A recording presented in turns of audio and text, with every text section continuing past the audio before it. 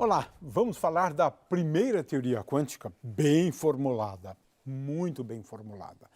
É uma teoria quântica não relativística, ela se aplica ao movimento dos elétrons no átomo, porque esses movimentos eles se dão com velocidades muito abaixo da velocidade da luz. Então essa teoria é uma teoria não relativística.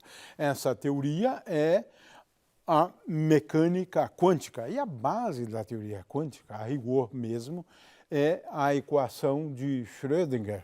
Ora, vamos então falar sobre a equação de Schrödinger nessa aula, né? Muito bem. Veja, até 1926, ficavam os cientistas todos bolando regras de quantização para obter o espectro discreto dos átomos, para explicar o espectro discreto dos átomos. Mas essas teorias não eram nem quânticas e nem clássicas, é uma mistura das duas coisas. Por isso recebiam esse nome de métodos semiclássicos, né? O exemplo típico eram as regras de quantização de Bohr-Sommerfeld, né? Tínhamos também a formulação matricial proposta por Heisenberg, mas muito difícil de trabalhar nessa formulação, né, da mecânica quântica, né? E, finalmente, uma luz com a hipótese de de Broglie. Muito bem, então até 1926 era uma série de tentativas, né, para construir uma teoria que desse conta de aspectos envolvendo a teoria quântica, como a quantização de grandezas físicas no sentido de espectro discreto dessas grandezas físicas, né? Um exemplo, né, essas regras de quantização semiclássica, né, são as variáveis de ação, como integrais ao longo de um período de uma variável de ângulo e uma variável de ação, uma coisa um pouco sofisticada, na verdade, na formulação da mecânica quântica, da mecânica clássica, uma das mais sofisticadas, aquela que faz uso de variáveis de ângulo e ação, né? Muito bem, então temos aqui algumas regras, né, que foram utilizadas por Bohr para obter, por exemplo, que a componente Z, né, que é a variável de ângulo é φ, e a de ação é L, né? Então Lz. Então ele obtinha, por exemplo, a quantização do momento angular, utilizando essas regras, né? De forma que, já mencionamos antes, né, como obter o espectro do átomo de hidrogênio, impondo regras de quantização do tipo regra de quantização semiclássica, né? São as regras de quantização de Bohr e Sommerfeld. Eis que, em 1926, Erwin Schrödinger, decide propor uma teoria ondulatória, uma mecânica ondulatória, como era chamado naquela época, né? De forma que ele publicou numa das revistas de maior prestígio no mundo naquela época, o Annalen der Physik, né, uma série de artigos. Ele foi melhorando a compreensão dele, né, em relação ao que ele propunha. E Schrödinger, em 1926, fez uma proposta absolutamente revolucionária, né? E ele era um especialista, né, em formulações da mecânica, utilizando coordenadas generalizadas, né? E entendia muito e gostava muito da equação de Hamilton-Jacobi, que é uma formulação da mecânica curiosíssima, porque ela faz uso de algo parecido com a função de onda, né? Por isso que ele fez essa transição, né? E essa função, né, era uma função que descreve superfícies, né, frentes de ondas, né? Então vamos chamar de psi essa função. As frentes de onda ocorrem para valores de psi iguais a constante.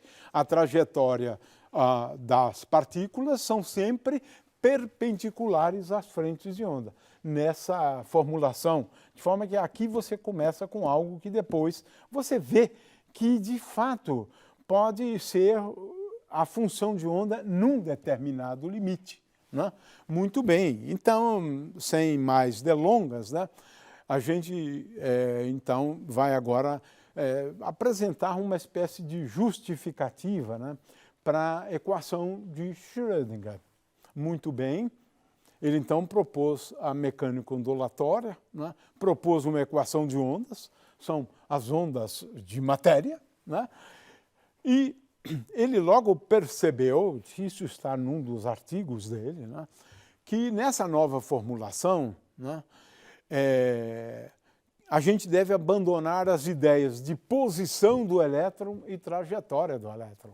Ou seja, a gente começa a abandonar conceitos clássicos, né, dando lugar agora a conceitos que nós diríamos conceitos quânticos, né, como a função de onda, que é a grandeza, o campo, digamos assim, fundamental da mecânica quântica, né?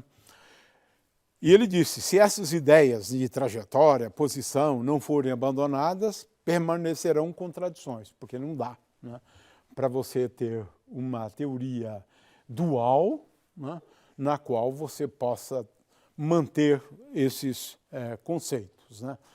O fato é que a mecânica quântica ela trabalha com campo,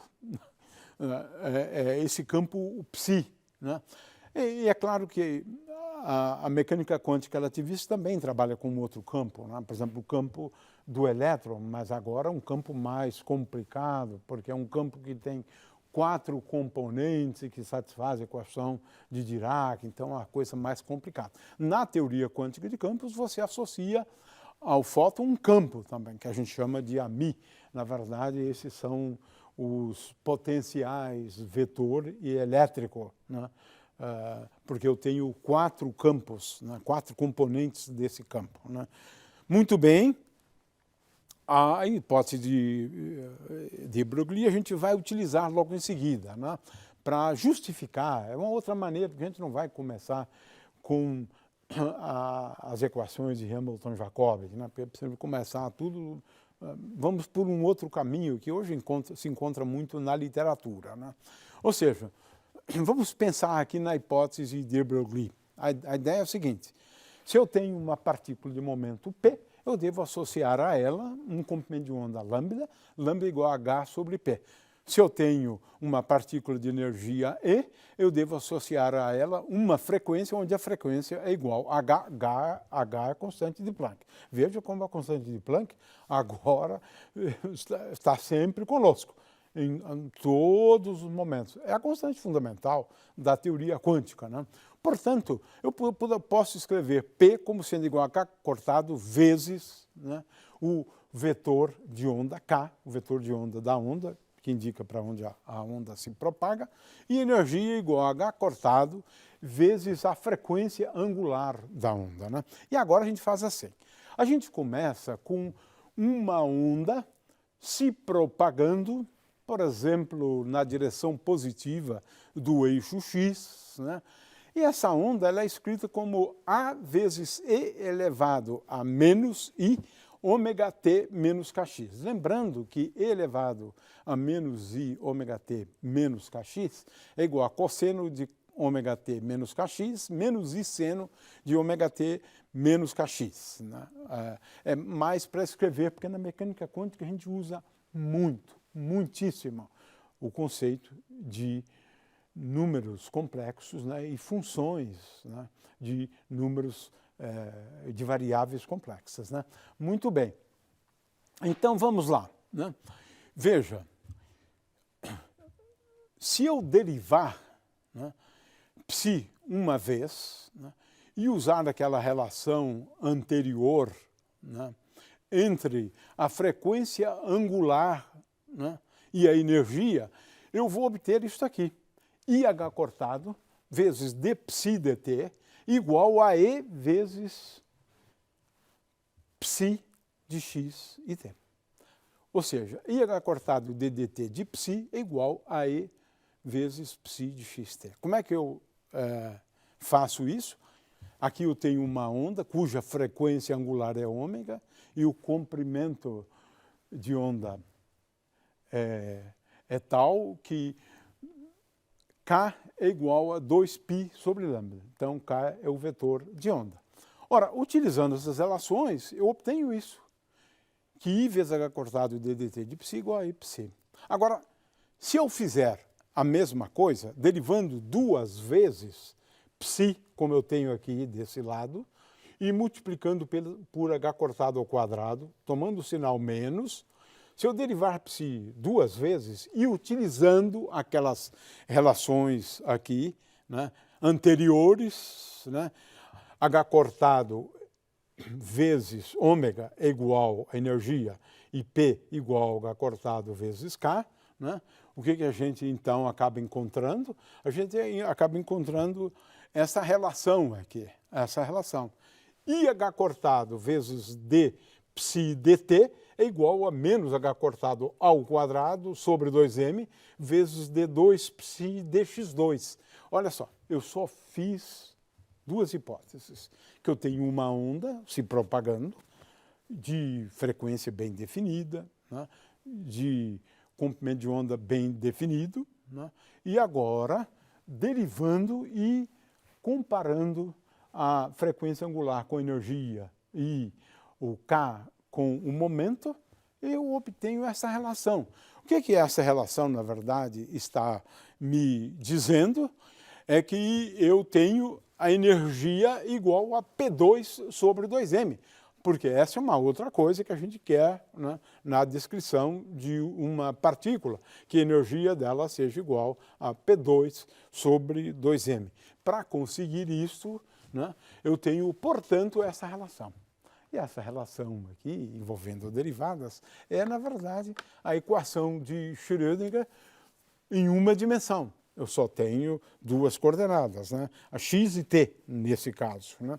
De forma que essa é a famosa equação de Schrödinger. E se eu quiser levar em conta agora a possibilidade daquela onda, né, de escrever uma interação, né, ou da partícula interagindo com um potencial externo, né, então a relação é tal que E é igual a P2 sobre 2m mais V. V aqui, no caso, é a energia potencial da partícula.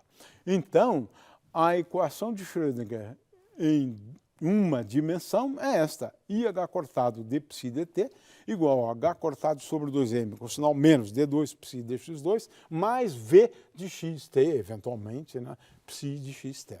Aí tem a equação de Schrödinger em uma dimensão. Em três dimensões, eu substituo aquela derivada parcial com respeito a x, eu substituo por uma soma de três derivadas parciais, como está escrito aqui, onde Laplaciano ao quadrado representa d2 dx2 mais d2 dy2 mais d2 dz2. Aqui tem, na realidade, um 2 a mais em cada um desses lugares aqui, não importa. Mas o fato é que é d2 dx2 mais d2 dy2 mais d2 dz2. Né? Isso é o operador Laplaciano. Muito bem, então temos ali a equação de Schrödinger, na equação de ondas, na ondas de matéria. Veja que ela não tem uma forma muito semelhante, né, à das ondas tradicionais, mas a gente vai ver agora que no caso de estados estacionários, as duas equações, as equações de ondas da matéria e equações de ondas tradicionais, têm a mesma forma. Muito bem, o fato é que, no caso de estados estacionários, são definidos como estados tais que a função de onda de R e T, função de R e T, é dado por uma função de R vezes uma função de T, sob esta forma aqui. Então, a equação de Schrödinger, no caso de estados estacionários, tem essa forma aqui, dessa última linha. Muito bem, vamos agora a uma primeira aplicação bem simples, né, da equação de Schrödinger. Eu tenho uma partícula aqui que está confinada por uma caixa, na verdade em uma dimensão, de forma que ela pode ir do ponto x igual a 0 até um ponto que eu estou chamando de x igual a A, né? Que é a largura do poço, é chamado de poço isso aqui, ela está num poço, né? Ela só pode ir de A até a origem, de x igual a A até x igual a 0. Agora, eu procuro soluções, né, do tipo ondas estacionárias, e se eu imponho a condição de que psi de x igual a 0 e t igual a 0, porque a partícula não pode passar aqui, porque tem uma barreira aqui, tem uma outra barreira para lá. Nós vamos encontrar que essa condição me leva a A1 dessa combinação aqui igual a menos A2, ou seja, a função de onda é igual a uma constante vezes seno de P vezes x dividido por h cortado vezes e elevado menos i et sobre h cortado. Né? Mas veja que essa partícula se move entre 0 e A. Ora, em A, como ela não pode estar à direita do poço, eu tenho que impor essa condição de que psi de A t é igual a 0. Isso me leva à condição de seno P vezes A sobre H cortado igual a 0.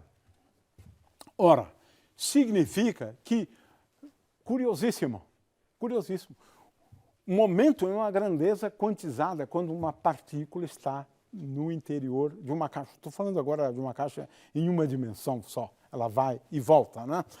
Pn, os possíveis momentos da partícula, são dados por n, um número inteiro. Olha só, a mecânica quântica prevê isso, né?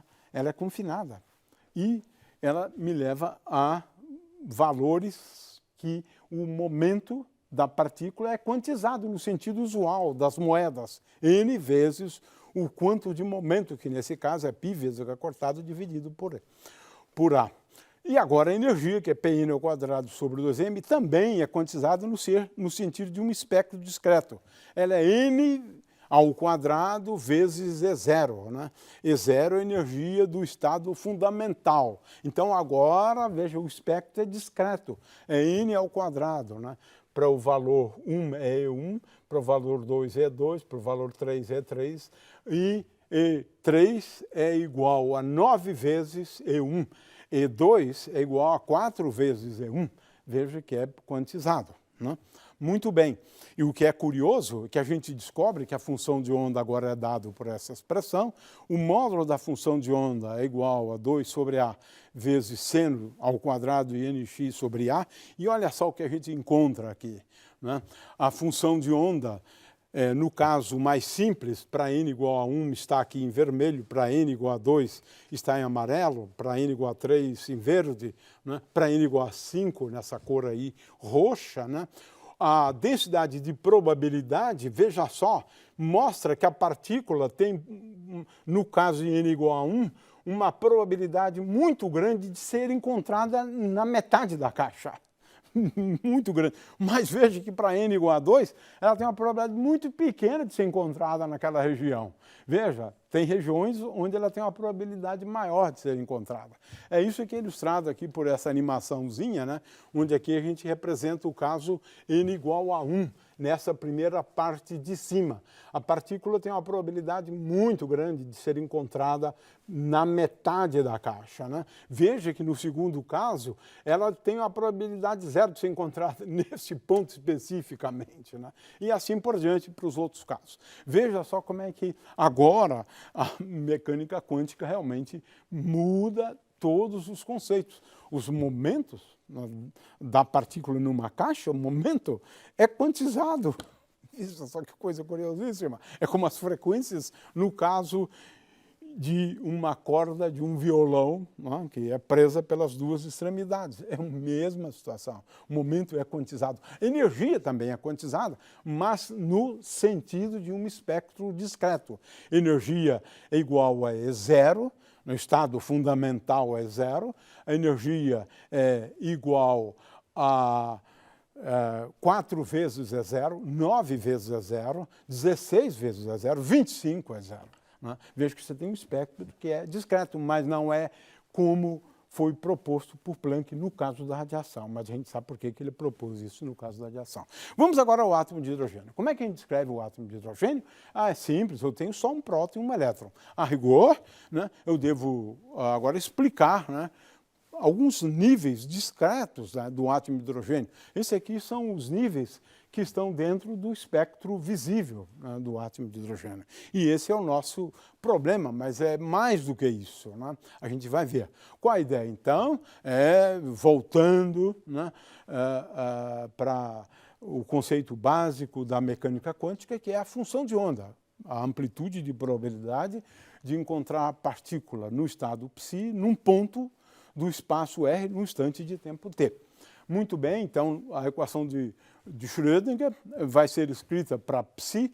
Psi tem aqui uma interpretação probabilística, como uma espécie de densidade de probabilidade, não vamos repetir isso, e a gente vai considerar estados estacionários, né? Muito bem, então aqui tem a equação de Schrödinger para duas partículas, até compliquei, né? Mas no caso de duas partículas eu posso usar as coordenadas de centro de massa e relativa, de forma que, num caso, eu descrevo o átomo de hidrogênio se deslocando como um todo quando uso as coordenadas do centro de massa. E, finalmente, as coordenadas relativas, né, é o que importa mesmo. E aqui o que aparece é essa massa tal que 1 sobre μ é igual a 1 sobre a massa do elétron mais 1 sobre a massa do próton. Como a massa do próton é muito grande, eu posso tomar essa massa como sendo igual à massa do elétron. Muito bem. Aqui, então, eu tenho a equação, né? Aqui está a equação, né, de ondas, né? E agora eu percebo que na equação de ondas aparece aqui uma grandeza que é o operador momento angular ao quadrado. Operador momento angular ao quadrado, na equação, né? E aí eu faço um truque. O truque se chama separação de variáveis. Eu pego a função de onda e escrevo como produto de um conjunto de funções conhecidas como harmônicas esféricas, ou harmônicos esféricos, né? Y, que é a função de θ e φ, e, finalmente, uma função psi só de R. Eu separo as variáveis. Mas eu quero lembrar que essas funções, que são os harmônicos esféricos, y de L e M, eles são, na verdade, autofunções do operador momento angular ao quadrado, com autovalores dados por h cortado ao quadrado vezes L mais 1. Né? Então, esses são os autovalores do momento angular ao quadrado. Portanto, L ao quadrado, ele é dado por h cortado ao quadrado vezes L mais 1, onde L é igual a 0, 1, 2, 3, 4. Consequentemente, os autovalores do momento angular ao quadrado são quantizados, né? São quantizados, tem um espectro discreto, L2. E também para essas funções vale isto, Lz de y é igual a h cortado m vezes y.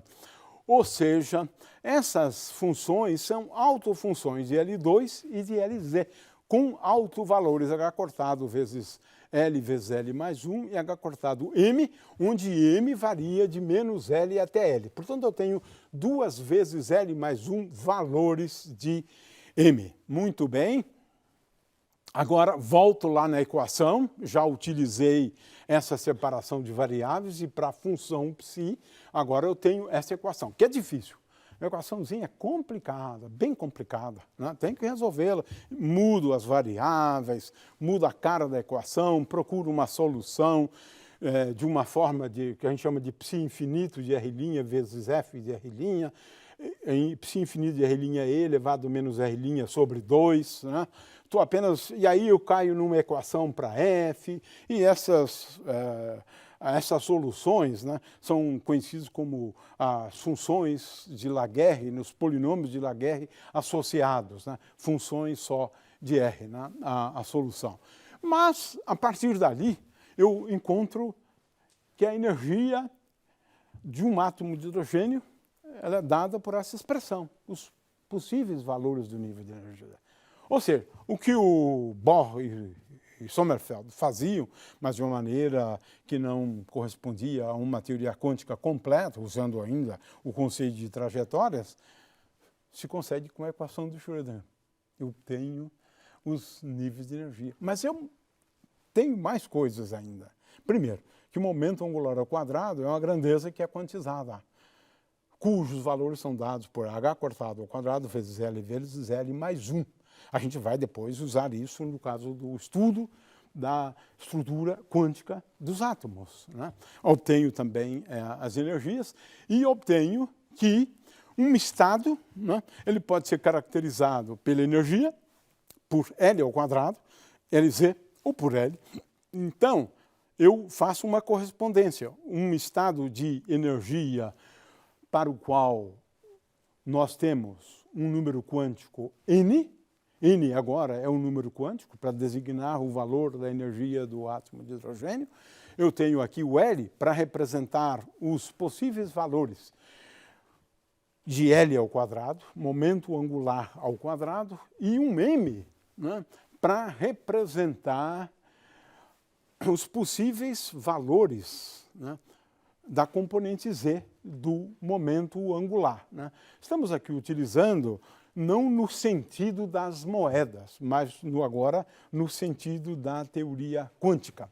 O que significa isso? Eu tenho um átomo de hidrogênio cujo estado do elétron ele é caracterizado pelo número quântico principal, que é o N, e tenho aqui os níveis de energia dados por aquela expressão já comentada anteriormente. L especifica, na realidade, o valor do momento angular ao quadrado, né, os possíveis valores. E olha que aqui a gente não especifica o resto, mas apenas L é para lembrar que L ao quadrado tem uma natureza quântica. É quantizado o L2, no sentido de espectro discreto, né? Muito bem. E, portanto, as funções de onda, né? Agora, veja, eu estou usando uma notação aqui, né, de uma função de onda associada a esse estado. Uma função de onda associada a esse estado, quando eu uso as coordenadas r, θ e φ, veja que isso aqui é o equivalente a r, não x, y, z, mas módulo de r, θ e φ, estou usando coordenadas esféricas. Consequentemente, essa função é dada pelo produto de uma função r, que depende de n e l, e essa função r maiúsculo é função de r minúsculo, a coordenada r, que é a distância do elétron até o próton, e essas funções, y, l e m, né? Essas funções aqui são os harmônicos esféricos, que você encontra em tabelas, na verdade, mas lembrando que R, N e L tem uma expressão bastante complexa, né, em termos de polinômios de Laguerre associados, né? Bom, o que nós concluímos, né? É que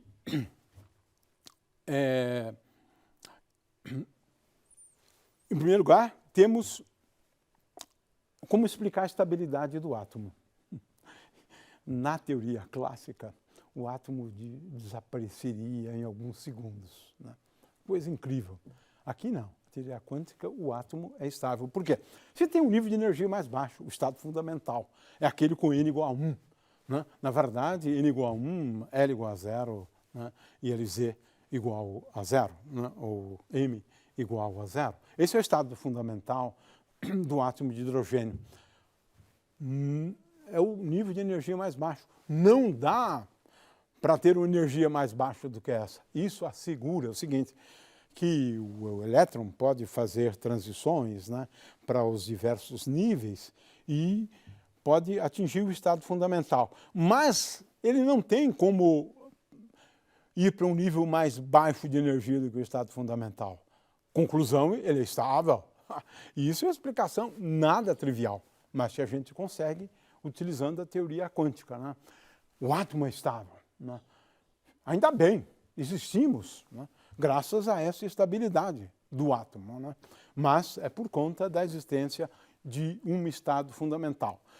A outra coisa que também a gente quer chamar a atenção, além do átomo ser estável, né, é que a gente pode, no caso do estado fundamental, perceber que o elétron, ele na verdade, ele tem uma probabilidade maior de estar em certas regiões, né?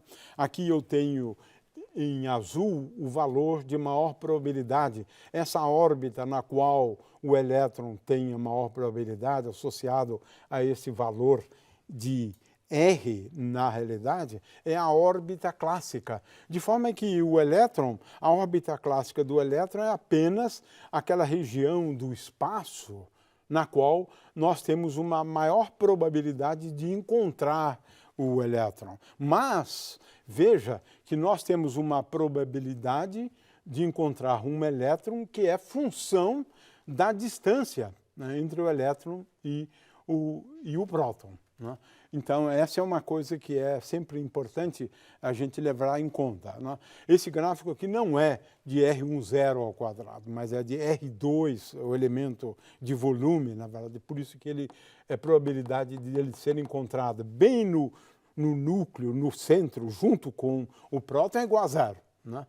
E ela vai crescendo, essa probabilidade, até atingir um valor máximo e depois decai exponencialmente a probabilidade. Isso, então, nos remete ao conceito de orbitais. Onde é que eu posso encontrar, né, o elétron com maior probabilidade? No caso do estado fundamental, o orbital, na verdade, não depende do ângulo, né? Ele só depende da distância, né, até o centro do átomo, que no caso é onde está o próton, né? Muito bem, então essa interpretação probabilística me leva à ideia de orbitais atômicos, né? Regiões nas quais a probabilidade de encontrar elétron ou elétrons é maior, indicando aqui, por exemplo, que essa região tem uma probabilidade grande, essa região aqui tem probabilidade zero, você nunca vai encontrar o elétron nessas regiões, né? Mas a gente vai discutir isso quando a gente discutir, então, orbitais, né? Que é um outro conceito.